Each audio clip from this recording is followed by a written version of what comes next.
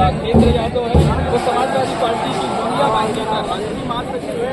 इसके साथ साथ आशुतोष शुक्ला को टारगेट किया गया है, वो कांग्रेस पार्टी के छात्र संगठन NSUL से जुड़ा हुआ है। पुलिस का कहना है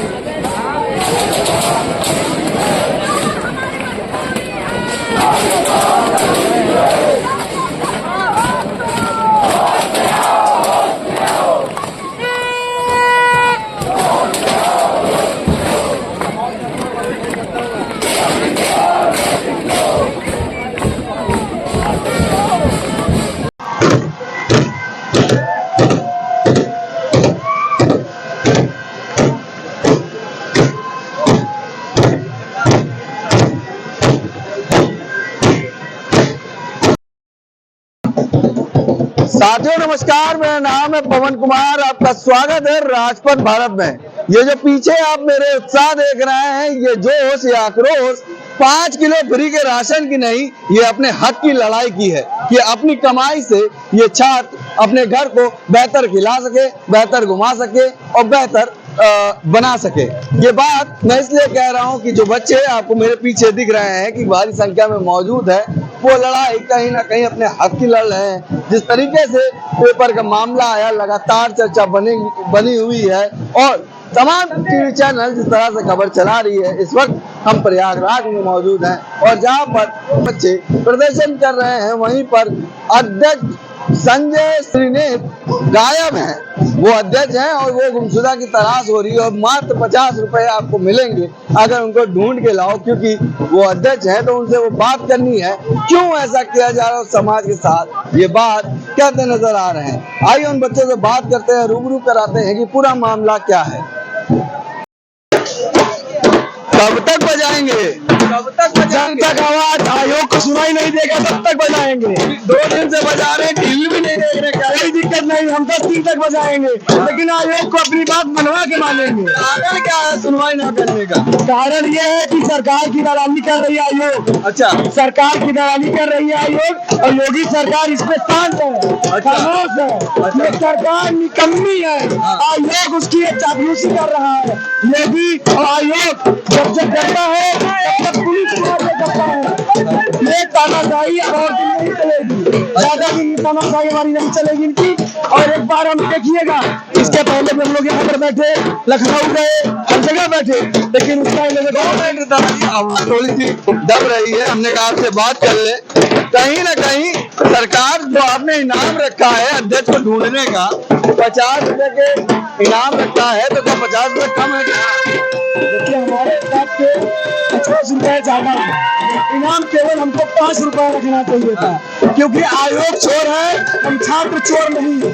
आयोग चोरी कर सकता है, छात्र नहीं चोरी कर सकते। हम यहाँ पे अराजकता फैलाने नहीं आए हैं, हम अपनी मांग को पूरी करने आए हैं।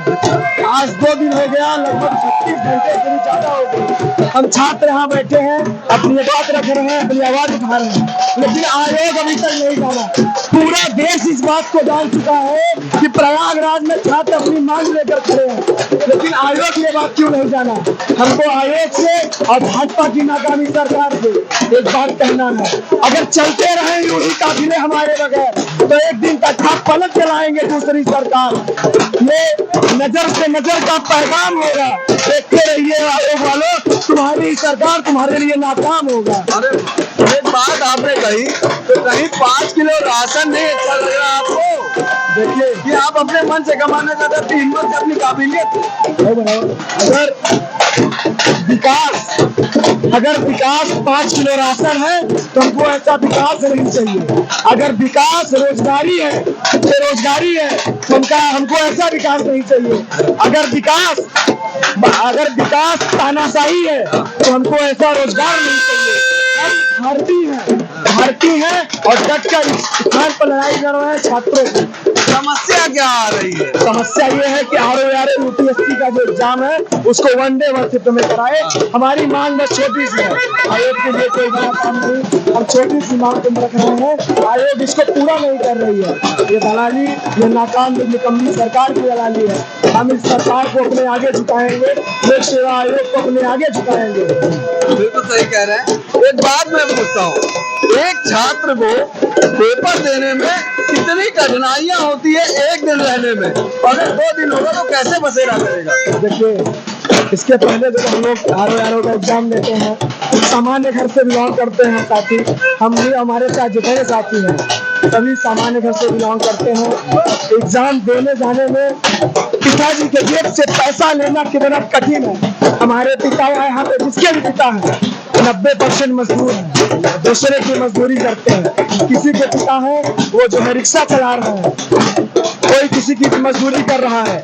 उसके बाद जब हम छात्रों के दिल पे बात गुजरती है, छोटे से मकान में रहते हैं, कहीं भी छोटा सा अपना रूम होता है, उसमें रहते हैं, पढ़ाई करते हैं, लेकिन बात जब रिजल्ट की आती है तो सरकार, आयोग उसमें दखलंदाजी करके हमारे हौसलों पर पानी देता है। लेकिन इस बार आयोग की ये भूल है कि छात्रों के जिस्म में पानी फेरेंगे, ये तानाशाही नहीं चलेगी। इस बार हम आयोग को अपनी बात मनवा कर रहेंगे, नहीं चलने वाली है तानाशाही। सुन लो ये आयोग वालों, दिखा देंगे परचम क्या है, नाम है छात्र संगठन वालों। हमारी छात्रों से बात हुई, इन्होंने साफ साफ बताया कि हमें 5 किलो राशन नहीं, मुझे अपनी मेहनत, अपनी काबिलियत से कमाना है, अपने घर को बेहतर देना है। अपनी हम सरकार को कहना चाहेंगे, जैसे आप 5 किलो राशन फ्री किए, उसी तरीके के आप बच्चों का पढ़ाई फ्री कर दो, किताब फ्री कर दो, पुस्तक फ्री कर दो। जो बच्चे पढ़ नहीं पा रहे हैं, स्कूल नहीं जा रहे हैं गरीबी के कारण, उन गरीबों के लिए आप स्कूल बनवा दो। यही मेरी सरकार को विनती है। कुछ बात हुई इन लोगों से, मैंने जानने की कोशिश की, कई लोगों से बात हुई, उन्होंने काफी कुछ बताया। बाकी बने हमारे चैनल के साथ धन्यवाद। उसमें लिखा हुआ है, सब याद रखा जाएगा, हम अदालतों में चुटकुले लिखो, तुम अदालतों में चुटकुले को, हम विवाद के हिसाब लिखेंगे, बहरे को सुनने इतनी जरूर नहीं बोलेंगे, अंधे भी पढ़ लेंगे, हिसाब लिखेंगे, तुम जमी के जुल्म लिखो, इनका लाभ हम लिखा जाएगा। सब याद रहा तो उसको देखिए, बारी संख्या में छात्र मौजूद है और लगातार प्रदर्शन कर रहे हैं, मगर आयोग के घर पे एक आवाज नहीं गूंज रही है। सन्नाटा साफ साफ दर्शाता है, जो छात्र अपने हक का कमाना चाहते हैं उनकी आवाज ये सरकार और ये प्रशासन सुनना नहीं पसंद कर रही है। ये साफ साफ दिख रहा है किस तरीके से छात्र लगातार प्रदर्शन कर रहे हैं। नोटिस लेकर जाएंगे, ठीक है। एक आपको थॉट दिख रहा होगा, समझ चल रहा है, बर्बाद समय का अर्थ है और बर्बाद जीवन है। ये बात किसी तरह के थॉट्स लगातार आपको दिख रहा है स्क्रीन पे चल रहा है। ये देखिए, ये युवा जो भविष्य में देश के लिए करना चाहता है।